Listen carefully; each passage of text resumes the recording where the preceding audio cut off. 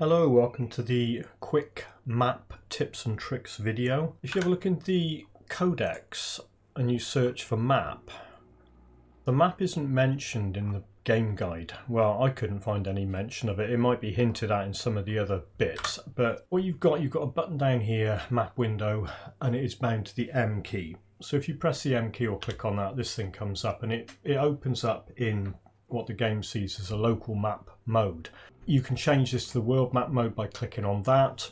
The world map is kind of handy because that is the map where you can click on a rift and travel to the rift from that map screen without having to put your own rift down. What you'll notice when you come into an area, if you haven't explored it, is it will be blacked out like that until you explore it. Once you explore it, anytime you return to that area, the places you've been will be grey.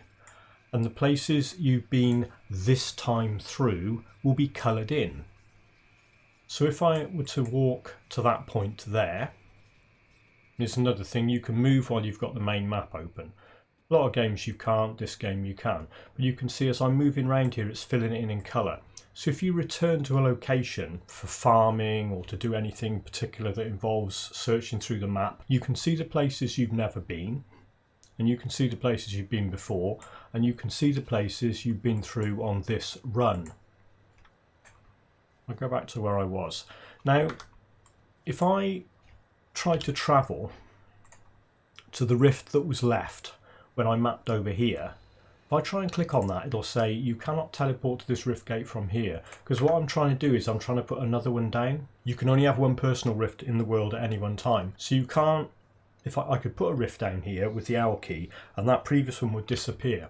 If I open the map and try and travel to that, you cannot teleport. What you can do is go back to a world rift and you can travel to it from there. So that's the restriction of only having one rift down at any one time. There's the thing that was put down when I mapped to that other one. You've got zoom options here. The mouse will also let you zoom in and out. And if you wander around, various items will appear on the map. For example, Forsaken Spirit Totem, cave entrance. The key at the bottom, if you click on point of interest, they'll flash on the map. Now that totem does not have a key entry on here, and I'm assuming that's because totems were introduced in the Forgotten Gods expansion and this map has not been updated to have that as a key item down the bottom here, so you won't find it. You go back and you can open the map while you're running around.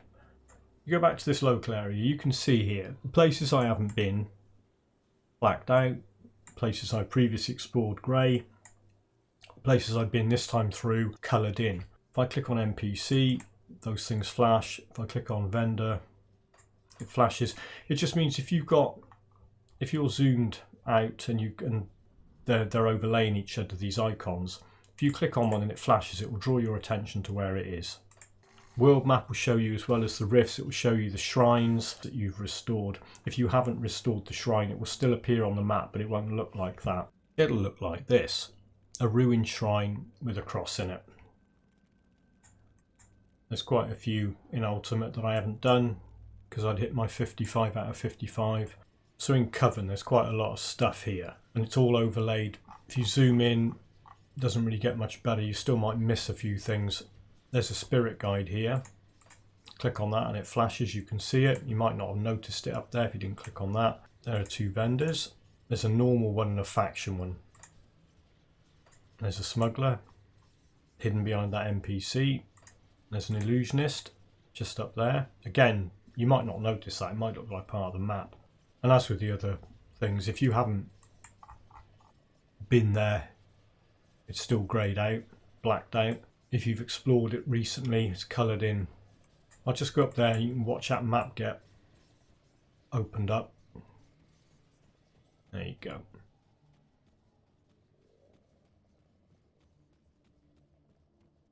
It's like I was saying, if you're doing farming runs, it's handy to see where you've been.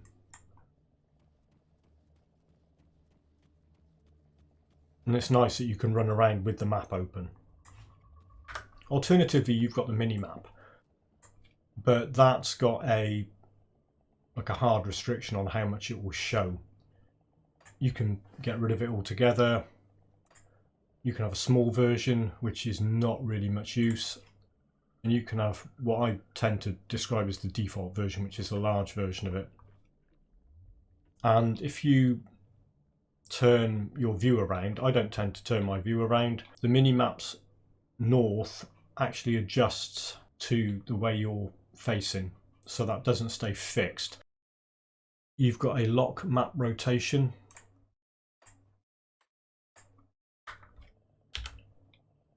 There you go. That's the mini map as well. So if you've got lock map rotation on, when you turn your view, the map doesn't change.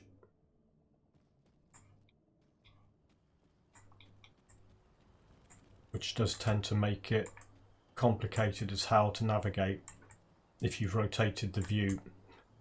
So yeah, another reason why I don't tend to rotate the view. Sorry if that was confusing and made you feel sick. If it deters you from rotating the view, I've achieved what I set out to. You can't click on rifts in that local map view, you have to be in the world map view.